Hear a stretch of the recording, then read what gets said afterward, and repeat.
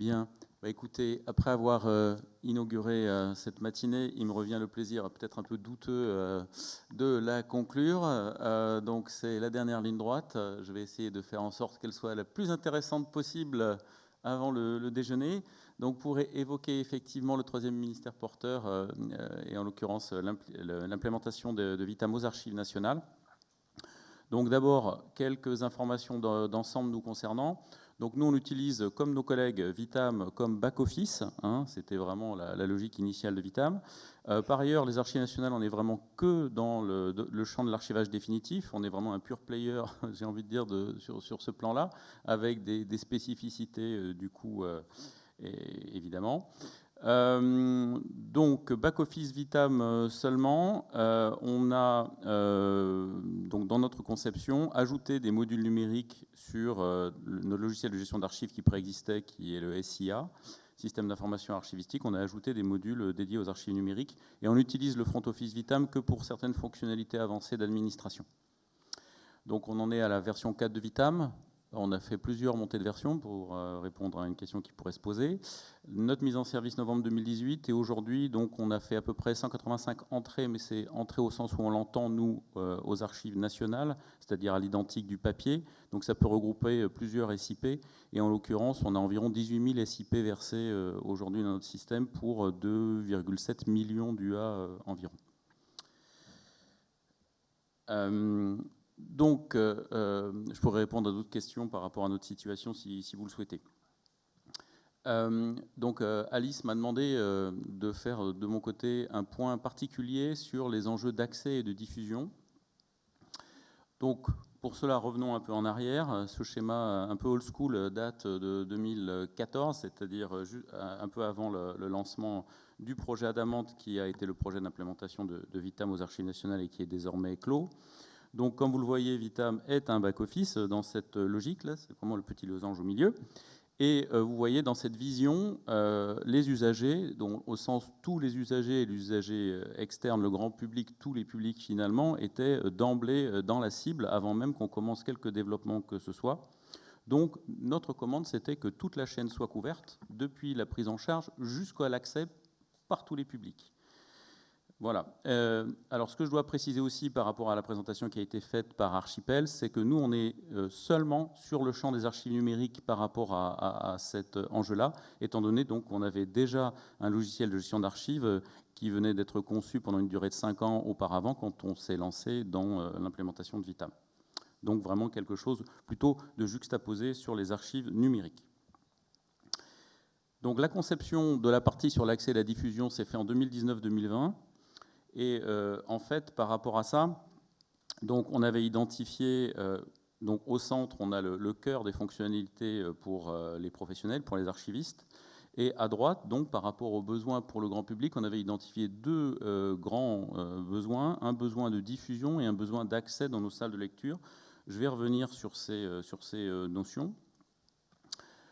Voilà, donc de manière un petit peu plus détaillée, au final, ça donne ça, donc avec un peu avec le détail finalement de ce qu'il y a dans les fonctionnalités pour les archivistes. Et dans un premier temps, je vais néanmoins d'abord me focaliser justement sur ces questions de recherche, d'accès pour les archivistes, parce que c'est un pan très important pour nous de globalement ces enjeux d'accès aux archives numériques dans notre système. Donc la recherche professionnelle, donc, qui est inclue dans les modules numériques qui ont été ajoutés à notre SIA, cette recherche est fondée directement sur Vitam. On interroge directement le Vitam qui est implémenté chez nous, le cœur finalement du système de conservation des archives et des métadonnées. On accède directement aux données et aux métadonnées stockées dans Vitam et on utilise depuis notre front office des fonctionnalités fournies par Vitam avec leurs possibilités et leurs limites. Donc leurs possibilités sont très grandes, notamment en termes de puissance de recherche. Il y a des limites qui sont en cours d'être levées ou qui ont été levées en V5. Donc l'équipe Vitam l'a évoqué, le fait qu'on ramène jusque-là, jusqu'à la V5, 10 000 unités d'archives pouvait nous gêner dans un certain nombre de recherches quand on atteint les volumes qu'on commence à conserver. Voilà. Mais en tout cas, on a une puissance de recherche sur des milliards d'archives qui est effectivement très efficace dès lors qu'on fournit des critères précis qui permettent de répondre en dessous de 10 000 éléments. On a aussi, grâce aux fonctionnalités fournies par Vitam, des possibilités de filtrage qu'on utilise et qu'on est en train de développer dans les évolutions actuelles de nos modules destinés aux archivistes. Cette recherche professionnelle, elle a des spécificités. Finalement, moi, c'est le message que j'ai envie de faire passer pour ces questions d'accès et de diffusion. Comme pour les autres sujets, c'est une question de comment on catégorise les utilisateurs, on pourrait dire les personas par rapport à des logiques de projets informatiques. Donc là, pour ces types d'utilisateurs particuliers que sont les archivistes, on a des enjeux spécifiques pour ces usages. Donc on a, ça a déjà été évoqué par mes collègues, une grande variété théorique de métadonnées à requêter ou à afficher. Donc pour l'instant, on avait fait des choix autour d'un certain nombre de métadonnées cœur par rapport à ces deux enjeux. On voit qu'on a des demandes là, très fortes d'aller au-delà et de pouvoir finalement faire des requêtes et faire de l'affichage sur tout ce qui est disponible en base avec les enjeux d'ergonomie que ça pose. Il y a des enjeux autour de la pertinence des résultats. Donc, comme je disais, quand on commence à vouloir afficher plus de 10 000 unités, ben, ça veut dire que se pose la question de l'ordre dans lequel on les affiche, qui est un sujet aussi qu'on doit traiter avec Vitam. Il y a des enjeux d'exploitation des résultats. Qu'est-ce qu'on veut en faire finalement de ces résultats? Est-ce qu'on veut simplement les afficher? Est-ce qu'on veut exporter la liste des résultats? Avec quelles métadonnées? Sous quel format? Est-ce qu'on veut pouvoir sélectionner certains? Pour en faire quoi? Pour les afficher? Pour faire des traitements? Et donc se pose la question des workflows professionnels que ça induit. En tout cas, nous, on a vraiment conçu ces fonctionnalités de recherche comme éléments pivots d'une logique de workflow pour archivistes. Et puis, ces questions aussi d'accès pour des usagers professionnels posent la question des enjeux d'accès aux métadonnées et aux archives, en termes aussi de cloisonnement à mettre en œuvre entre nos différents types d'usagers, puisqu'on a des secteurs d'activité même au sein des archives nationales. On a aussi parmi nos usagers nos collègues archivistes en mission, et il y a des cloisonnements à mettre en œuvre parce qu'on a des catégories d'informations qui, même entre archivistes, doivent être, pour certaines, sont plus sensibles que d'autres. Donc voilà pour la recherche professionnelle. Encore une fois, je répondrai à vos questions si vous le souhaitez juste après. Donc maintenant, passons aux enjeux de la recherche grand public. Donc par rapport à ça, deux enjeux comme je l'évoquais, un enjeu de diffusion, un enjeu d'accès. En fait, pour ces deux enjeux, on a développé un seul produit qu'on a dénommé Adamant. Donc Adamant, en termes de projet, est terminé depuis l'an dernier, mais il se poursuit sous la forme d'un produit qui est un produit d'accès aux archives pour le grand public. Et donc, j'évoquais ces deux notions de diffusion et d'accès, juste pour être au clair par rapport à ça. Ce que nous, on appelle diffusion, c'est une démarche volontaire de la part des archives nationales de disséminer, pour prendre un terme un peu anglais, des métadonnées et des archives sur Internet auxquelles les internautes donc, ont une capacité d'accès totale et surtout une capacité de réutilisation totale. Donc on part du principe qu'on ne contrôle plus rien en termes de réutilisation et que c'est complètement assumé dans ce sens-là. Donc ça veut dire que les archives et les métadonnées concernées doivent être absolument librement communicables et diffusables. Donc la distinction entre les deux se posant autour notamment de la notion de données à caractère personnel et de propriété intellectuelle. Et la notion d'accès, là, c'est vraiment la notion légale définie pour ce qui concerne le champ des archives publiques en particulier. Donc c'est l'obligation qu'on a de donner accès aux citoyens aux informations publiques notamment, et non seulement de leur donner accès, mais leur donner la possibilité de les copier aussi, non pas de les réutiliser, parce que là on rentre dans le champ que j'évoquais d'autres types de lois, mais en tout cas dans le droit de copie qui concerne les informations, qui complète, enfin qui s'applique aux informations publiques. Voilà, donc j'espère que ces deux notions sont très claires, mais en gros, pour aller vite, la diffusion c'est sur Internet, l'accès, a priori, c'est essentiellement en salle de lecture de manière plus contrôlée. Donc, ceci étant dit, maintenant, un enjeu que je voulais évoquer avec vous, un point, c'est l'enjeu de maîtrise des informations à diffuser, donc à pousser sur Internet. Et quand je dis information, c'est vraiment un terme choisi, c'est-à-dire à la fois les archives et les métadonnées. Donc, par rapport à ça, le constat qu'on a fait à l'épreuve des faits, c'est que c'était difficile vraiment de s'appuyer complètement sur la machine. Il y a une solution technique qui a été mise en œuvre et qu'on a implémentée autour des règles de gestion qui existent dans le CEDA et dans Vitam et dans tous nos systèmes. Donc, a priori, le CEDA donne tout ce qu'il faut pour répondre aux enjeux que j'ai évoqués. Donc, il y a des règles d'accès, il y a des règles de diffusion, il y a des règles de réutilisation. Voilà, tout le problème, c'est de les mettre en musique. Et le constat qu'on a fait, nous, dans la réalité, c'est que la mise en musique de ces règles, ça voulait dire, d'abord, définir ce qu'étaient ces règles. Aujourd'hui, on a un référentiel précis et à peu près complet des règles de communicabilité, mais pour la diffusion et la réutilisation, il faut encore travailler collectivement sur ces enjeux. Il faut articuler ces différents référentiels entre eux. Et puis, par ailleurs, une fois que ces règles mêmes sont définies, encore faut-il que l'humain, puisque la machine ne les connaît pas à l'origine, les applications dans lesquelles on récupère les archives, quand il y a des applications, ne maîtrisent pas ces notions. Donc ça veut dire qu'il faut un humain pour les mettre en œuvre. Et donc l'humain ou les humains qui doivent les mettre en œuvre, il faut d'abord qu'ils partagent ces notions. Donc il y a des enjeux de formation qui impliquent aussi des enjeux de compréhension de l'ensemble des réglementations concernées. Donc ce n'est pas forcément si simple que ça. Et ensuite, il y a des enjeux importants d'organisation. Donc dans une organisation comme la nôtre, où il y a des archivistes dans les ministères qui décrivent, des archivistes aux archives nationales qui font des compléments de description et qui ensuite assurent la communication publique avec les enjeux de responsabilité que ça impose. Donc comment on se répartit les rôles par rapport à ça? Donc aujourd'hui, on a un fonctionnement, mais en complément de cette question sur qui pose les règles, qui peut se reposer en tout cas par rapport aux enjeux particuliers du numérique, il y a aussi l'enjeu de la granularité dans cette organisation.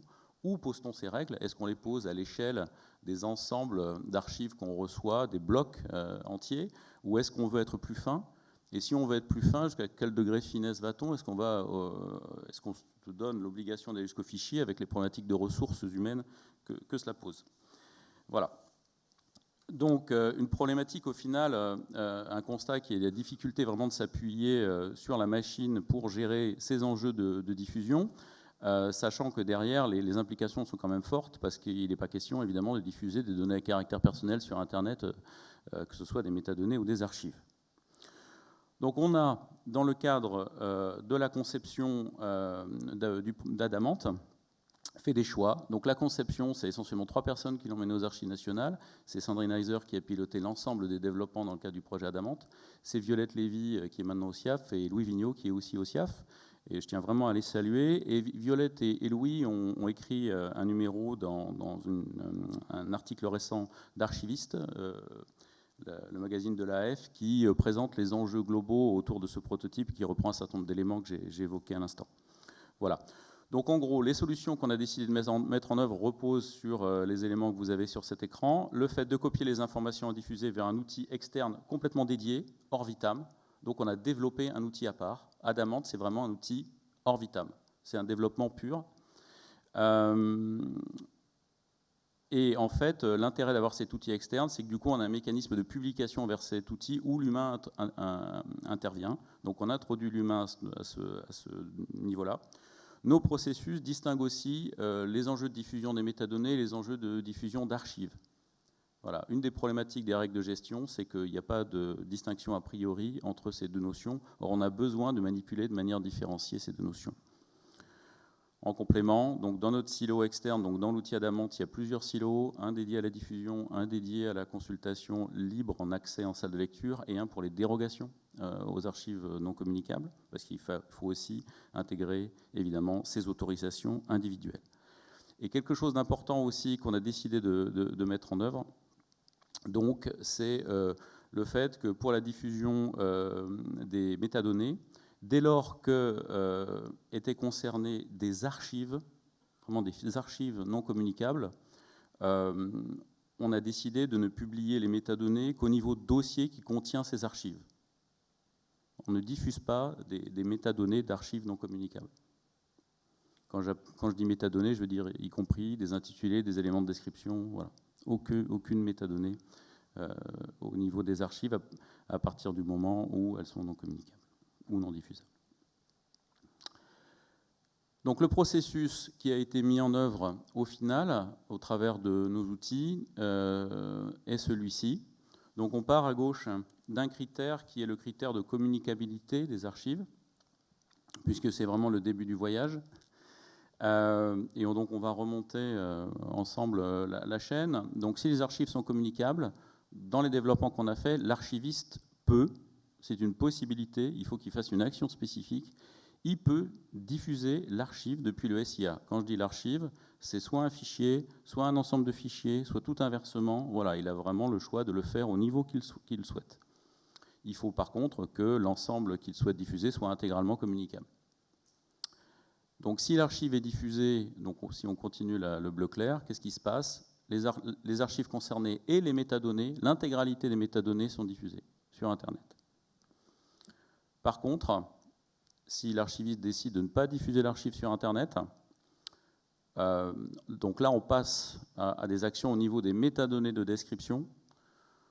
Donc on peut diffuser les métadonnées de description, elles sont même diffusées automatiquement, mais pour le dossier qui contient les archives. On s'arrête au niveau dossier pour les métadonnées.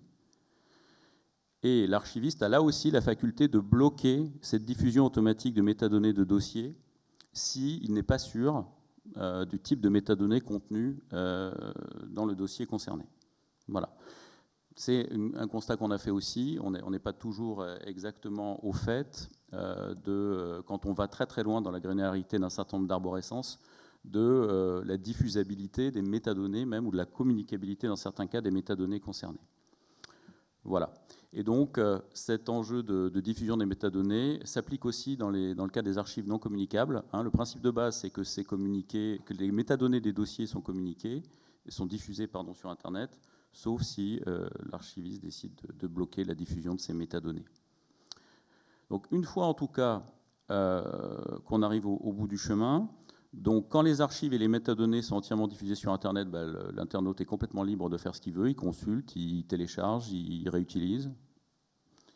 Par contre, dans le chemin du bas, quand on n'a fait que diffuser les métadonnées, donc là, que ce soit sur Internet ou en salle de lecture, l'archiviste accède aux métadonnées et dans l'application Adamant, en fait, il a à partir de ce moment-là la possibilité de demander un accès ou une dérogation en fonction de la communicabilité des archives.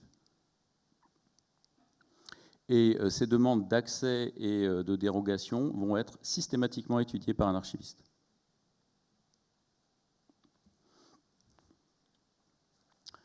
Voilà, j'espère que j'ai été clair par rapport à ça. Alors, je voulais, au-delà donc de ce que permet de faire nos outils, faire un point sur le lien entre Adamant et Vitam. Donc, comme je le disais, Adamant, en tant qu'outil de diffusion d'accès, est un outil complètement distinct de Vitam. Donc, on l'a fait parce que, comme je le disais, on devait répondre à des besoins vraiment complètement spécifiques d'archivage définitif. Il y a aussi des enjeux de sécurité qui nous étaient très particuliers. Et puis, qu'on devait faire ça dans un calendrier contraint où on avait commencé à échanger avec Vitam là-dessus, mais en 2019, quand on a travaillé sur le sujet, on était au maximum sur la V3 de Vitam et ces enjeux d'accès et de diffusion n'étaient pas dans le calendrier du programme Vitam à cette échéance-là. Donc on a pris en gros de l'avance sur ces enjeux-là pour répondre encore une fois à notre commande initiale. Alors, une fois que j'ai dit ça, notre prototype Adamant, soyons clairs, ne fonctionne qu'avec Vitam. Il ne peut pas fonctionner avec un autre SAE. Le mécanisme de diffusion des informations, que ce soit archives ou métadonnées qu'on a mis en œuvre, s'appuie sur des fonctionnalités propres à Vitam. Par ailleurs, pour que le prototype fonctionne et affiche des archives, on s'appuie sur des exemplaires de diffusion qui sont produits dans le cadre de fonctionnalités fournies par Vitam également. Donc on fait en amont. Et enfin, donc aujourd'hui, la question nous est posée régulièrement. Le prototype Adamant ne peut pas être utilisé hors des AN pour l'instant, hors des archives nationales, dans la mesure où il repose sur certains attendus techniques qui nous sont propres, que ce soit la manière dont on a implémenté Vitam, mais aussi par rapport à des informations qui ne sont contenues que dans nos modules numériques, que dans notre front office. Un petit point au final sur ce qu'on peut faire aujourd'hui. Donc par rapport globalement aux enjeux de fonctionnalités d'accès, par rapport aux différentes catégories d'utilisateurs concernés. Donc aujourd'hui, on a des outils qui permettent de répondre a priori, mais il y a toujours des demandes d'amélioration et d'évolution, aux besoins des archivistes, que ce soit des archivistes, des archives nationales ou des missions, On a développé donc Adamant pour tous les publics. Par contre, et ça c'était défini dans notre trajet depuis le début, les autres archivistes et les agents des services producteurs ne bénéficient pas d'interfaces spécifiquement dédiées à leurs besoins d'accès. On avait, en termes d'organisation, défini le fait que ces besoins-là devaient être remplis en passant par l'intermédiaire des archivistes, des archives nationales ou des missions. Donc là, il faudra des évolutions pour traiter ces besoins-là. Et en termes de type d'archives numériques accessibles dans le prototype Adamant, donc aujourd'hui, le prototype permet de faire des recherches, mais aussi d'afficher donc de la bureautique, des images en 2D, du son, de l'audiovisuel, voilà, en ayant fait des conversions préalables, comme je le disais dans Vitam. Donc aujourd'hui, en termes d'amélioration, vous voyez qu'il y a des axes autour d'autres types d'archives qu'on ne sait pas rendre accessibles aujourd'hui dans le prototype, en tout cas qu'on ne sait pas rendre lisibles à l'heure actuelle. Donc le prototype Adamant, il a été mis en service en décembre dernier. On a communiqué sur cette mise en service en janvier. On avait choisi, et puis c'était un peu une obligation, de mettre en ligne seulement un échantillon de 1500 à peu près fichiers de différentes natures, de la bureautique, des images, du son, de l'audiovisuel. Alors pourquoi un si petit panel par rapport à l'ensemble des unités d'archives qu'on conserve, par rapport, comme je le disais, on ne sait pas aujourd'hui rendre lisibles tous les types d'archives. Et puis par ailleurs, le principe de base pour la diffusion sur Internet, comme je disais, c'est qu'il faut que toutes les archives soient communicables et diffusables. Et en fait, les candidats, quand on parle d'archives nativement numériques, sont finalement relativement rares. Donc on a vraiment fait cette mise en service dans une logique de prototype, à la fois pour faire un démonstrateur par rapport à ce qui avait été développé, pour permettre des échanges autour de la réflexion qu'on a déployée et des solutions qu'on a mises en œuvre, et puis aussi pour avoir des retours des utilisateurs finaux. Donc on avait fait un appel pour avoir des retours des internautes depuis janvier. On a eu une cinquantaine de réponses spontanées, ce qui est pas mal par rapport à l'enjeu d'accès à ce type d'archives finalement, qui concerne une population relativement limitée, on peut le penser. Donc le bilan est globalement satisfaisant de notre point de vue,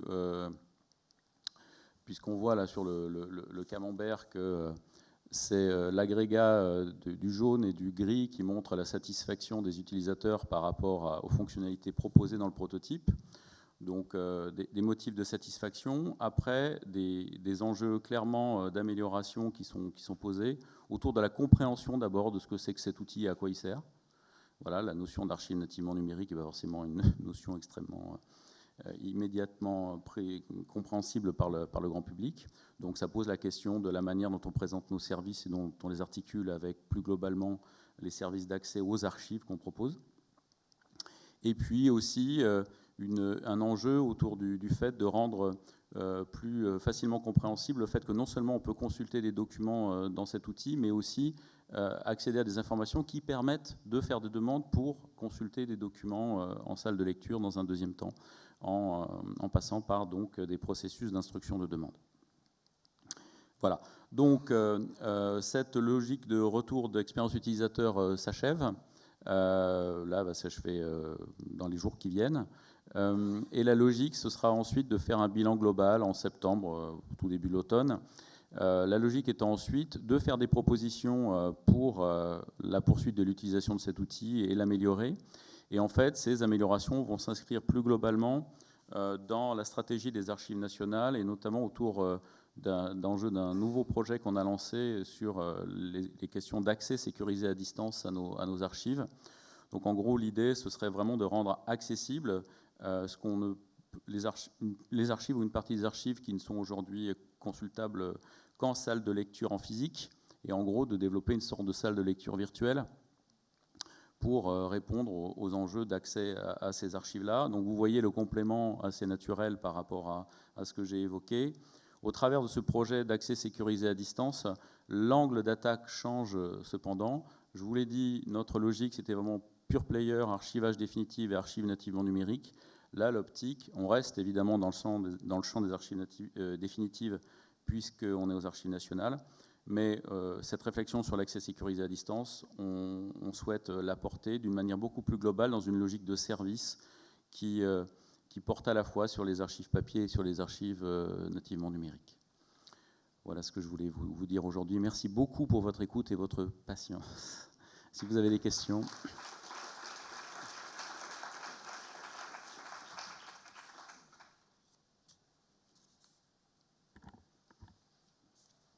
Est-ce qu'il y a des questions?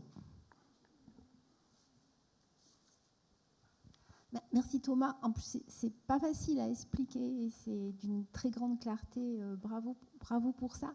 J'avais juste une remarque parce que on voit dans le schéma que quand, par exemple, des archives sont réputées communicables d'après leurs métadonnées, l'archiviste reste maître de pouvoir ou pas pour les pousser en fait pour une diffusion ou pas diffusable. Et puis pareil à chaque étape. Donc en fait, on voit la difficulté qui consiste à ce que en fait l'archiviste n'arrive pas à lâcher parce qu'au fond, il craint que derrière, il y ait peut-être des informations qu'il a pas, enfin, dont les métadonnées ne rendent pas suffisamment compte à certains niveaux, etc.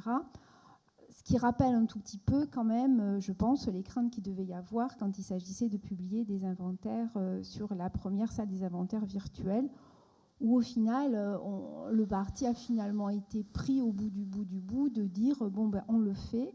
Et puis, si les gens ne sont pas contents, on enlèvera l'inventaire. Voilà, on prend des précautions, on fait tout ce qu'on peut pour arriver à sécuriser le process, mais on est humain, donc il peut y avoir des loupés. Et les loupés, en fait, juste on s'en prémunit, on le dit qu'il peut y en avoir et qu'on répondra à une demande de loupe, enfin, à une demande de rectification, de correction, de suppression, etc., etc.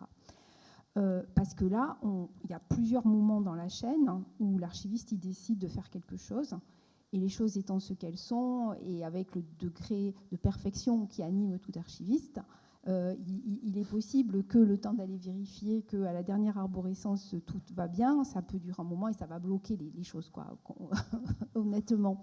Donc comment on fait pour arriver à garder un équilibre là-dessus, pour ne pas bloquer le process tout en sécurisant, enfin, je veux dire, est-ce que un principe qui consisterait un peu à tourner les choses en se prémunissant et du coup en ayant une bonne hotline, c'est-à-dire un bon service après-vente qui consiste, si je puis dire, à corriger le tir, est-ce que ça peut pas être quand même une réponse, parce que on sait qu'on est dans des débuts de process, on sait qu'on est dans des volumétries importantes et que donc on ne pourra pas tout maîtriser, quoi. C'est impossible. Oui, ça fait effectivement partie, c'est un des gros enjeux qu'on est en train de traiter. Donc on doit traiter collectivement sur toute notre chaîne avec nos collègues d'émission également. Et en fait, donc par rapport à ça, j'ai envie de dire que notre politique est en train de se déterminer. Alors, quelque chose que je n'ai pas dit et qui éclaire peut-être aussi d'une autre couleur ce qu'on vient de se dire, c'est que les métadonnées en bas, là, qu'on décide, enfin, qui sont a priori automatiquement diffusées, sauf si l'archiviste décide de mettre une règle de blocage, il s'agit des métadonnées qui sont rentrées. Donc, c'est-à-dire l'intégralité de ce qui était contenu dans le bordereau de description. C'est-à-dire l'intégralité des intitulés présents dans l'arborescence des fichiers qui sont rentrés. Ça passe tel quel. Donc en gros, c'est la maîtrise de la diffusion de ces informations sur toute la granularité de l'arborescence qui est rentrée qui se pose. Donc un des axes importants de travail sur lequel on avance là, c'est par rapport à ce sujet-là, de pouvoir bloquer la diffusion des métadonnées de manière différenciée, soit à un haut niveau, soit à un niveau plus bas. Aujourd'hui, on sait le faire qu'au niveau le plus haut. Donc ça veut dire c'est tout ou rien. Et là, notre optique, ce serait de passer un contrat avec l'archiviste en leur disant vous vous engagez jusqu'au premier niveau, ou au deuxième niveau, ou au troisième niveau, ou éventuellement vous choisissez. Voilà, si les métadonnées, vous pouvez garantir qu'elles soient communicables et diffusables jusqu'à ce niveau-là. Et puis en dessous, on bloque. Parce qu'en dessous, on ne peut plus gérer, il y a trop de masse, c'est trop lourd, la granularité est trop grande par rapport aux inquiétudes que vous pouvez avoir, voilà, on comprend que ce ne soit pas gérable. Donc on est en train de voir pour positionner cette règle, enfin pour dépasser le tout ou rien dans l'application de ce blocage des métadonnées. Bon, j'espère que je ne suis pas trop technique. Et ensuite, sur le fait d'avoir une politique qui serait de dire on laisse passer, et puis s'il y a des problématiques qui nous ont signalées, on revient en arrière. Donc ça, aujourd'hui, on pourrait le faire, ce serait une décision collégiale. Comme je disais, comme vraiment tout est poussé tel quel depuis le début, c'est vrai que c'est quand même pas une décision hyper facile à prendre non plus, parce qu'on reçoit des archives de toute nature, dont les producteurs eux-mêmes, parfois, ont du mal à maîtriser complètement les enjeux de communicabilité et de sensibilité. Donc on espère qu'au moins, au travers de cette logique de passer d'une logique de tout ou rien à une logique où on peut quand même filtrer en fonction d'un niveau où on garantit la sécurité des informations. En général, quand on a une arborescence, le premier niveau, il n'y a pas d'enjeu, quoi. Voilà. Donc on espère pouvoir pousser des descriptions et du coup donner accès à davantage d'informations sur les archives qu'on conserve, de manière à ce que notre public soit au moins informé du fait qu'on conserve ces archives. Et ensuite, comme je disais, ça déclenche, s'il est intéressé, une demande d'accès que là, on instruit en fonction des objets concernés. Et donc, ça limite normalement l'intervention des archivistes à des actions vraiment utiles par rapport à une demande exprimée et pas par rapport à l'ensemble des archives qui nous sont versées, qui concernent, encore une fois, potentiellement des millions d'unités, quoi. Voilà. Merci beaucoup. Est-ce qu'il y a une question courte, réponse courte, parce que vous avez été super, ça fait 3 heures qu'on vous retient ici. Donc, il faut qu'on se laisse le temps de déjeuner. Est-ce qu'il y a une